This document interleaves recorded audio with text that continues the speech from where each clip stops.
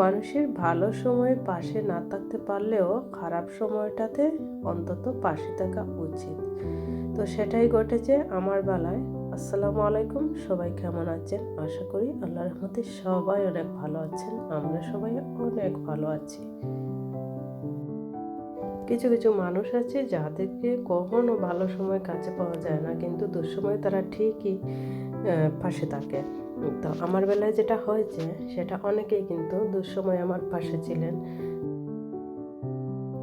দুঃসময়ে এত বড় বিপদের মধ্যে, এত বড় সমস্যার মধ্যে সকলেই কিন্তু আমাকে সাহায্য করেছে। আর এই মানুষগুলা কিন্তু এই দুঃসময়ে সাহায্য করে বলেছে সকলের জন্য আমি দোয়া করি। সকলের জন্য হচ্ছে অনেক অনেক ভালোবাসা।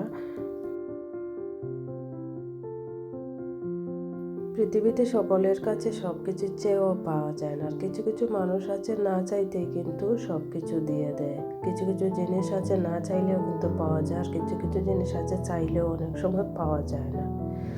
তো একটু শপিং করতে গিয়েছিলাম বাইরে, আর হচ্ছে ক্রসন, তারপর হচ্ছে মিক্স ভেজিটেবল, তারপর হচ্ছে মিট চিকেন, অনেক কিছুই কিনে নিয়ে আসছি। সব কিছু হচ্ছে একসাথে শেষ হয়ে গিয়েছিল, আর অনেক দিনের মধ্যে এরকম করে একসাথে বাজার সদাই করা হয়নি। তাই ভাবলাম হচ্ছে একটু সময় করে যদি বাইরে চলে যাই আর তাড়াতাড়ি যদি বাজার করে ফিরে আসি করে, তাহলে হচ্ছে খুবই ভালো হবে। বাচ্চাদের স্কুলে দিয়ে তারপর হচ্ছে আমরা চলে গিয়েছিলাম শপিং করতে। তো সব কিছু কিনে নিয়ে এখন ঘরে চলে আসছি। আসলে অনেক দিন ধরে একটা লম্বা সময় পার করছি অসুস্থতার, প্রায় 4 থেকে 5 মাস হয়ে যাচ্ছে এরকম অবস্থা। তো হচ্ছে ডাক্তারে অনেকবার গিয়েছি এর মধ্যে।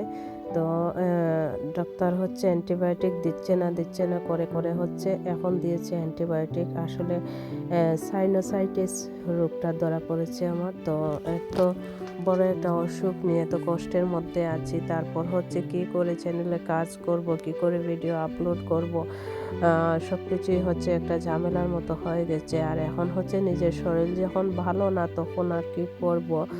তো একটু একটু করে ভিডিও জমিয়ে রেখেছি, কিন্তু সেটা যে হচ্ছে কাজ করব, এডিটিং করব আর ছাড়বো, হচ্ছে আপলোড করব, সেটাই কিন্তু পারছি না। ভয়েস দিতেও পারছি না, কারণ হচ্ছে নাকের মধ্যে ব্যথা করে, আর হচ্ছে একটু কফ কফ করে গলার মধ্যে।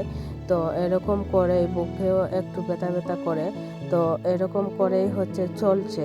তো অসুস্থতা আল্লাহর দান, হয়তো একসময় ভালো হয়ে যাব আস্তে আস্তে, হচ্ছে ভালো হয়ে যাব।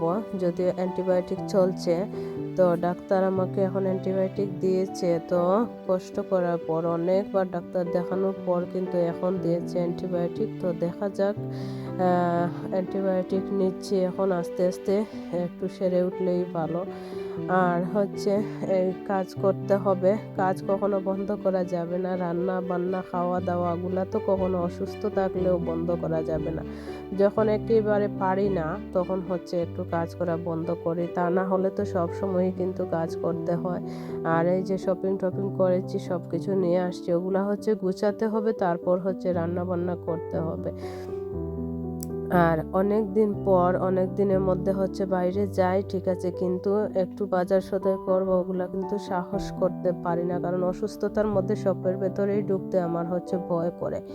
আমি এরকম অবস্থার ভেতর দিয়ে দিন কাটাচ্ছি। তো কিছুদিন হচ্ছে গিয়েছিলাম, আর কিছুদিন ঘরেই পড়েছিলাম যে কোথাও যাব না, ভালো লাগছে না, এইরকম করছে, শরীরটাও তেমন একটা ভালো না। ওদিকে অ্যান্টিবায়োটিক চলছে, আমি আবার প্যারাসিটামলও খাচ্ছি, এইরকম করেই দিন যাচ্ছে।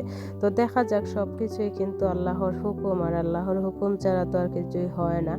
আর এখানে হচ্ছে একটু মাংস কিনে নিয়ে আসছি। তো ভাবছি আজকে এসব কিছু আমি রান্না করব না, কারণ ভালো লাগছে না। তাই একটু মাছ ভাজি করে নেব।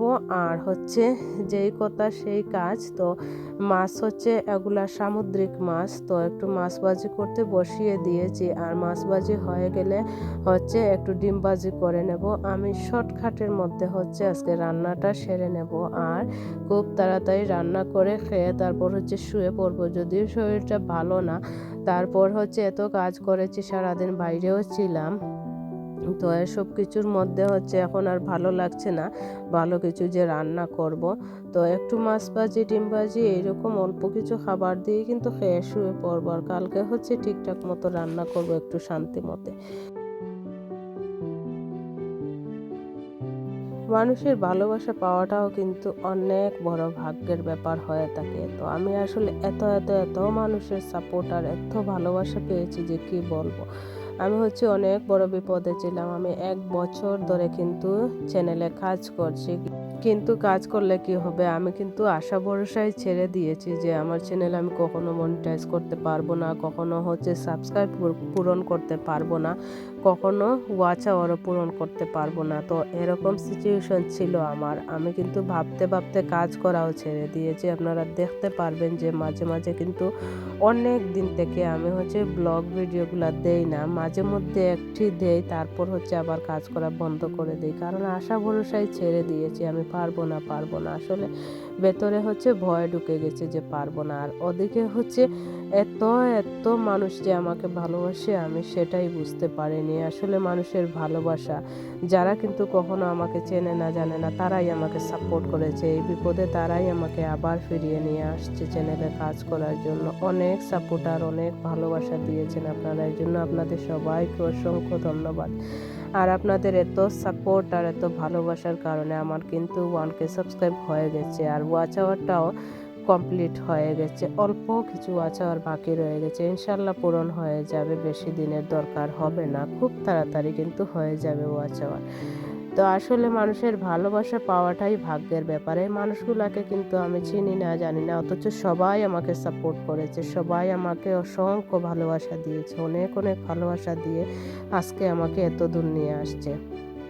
আর 1K সাবস্ক্রাইব যখন হয়েছে তখন কিন্তু মনের ভেতরে এত শান্তি আসছিল, আর সকলের জন্য সত্যি সত্যি কিন্তু দোয়া করলাম যে আল্লাহ তাআলা এত দূর এগিয়ে নিয়ে আসছেন আমাকে। আসলে এটা কল্পনার বাইরে যে আমিও পারবো, এটা কিন্তু কল্পনার বাইরে।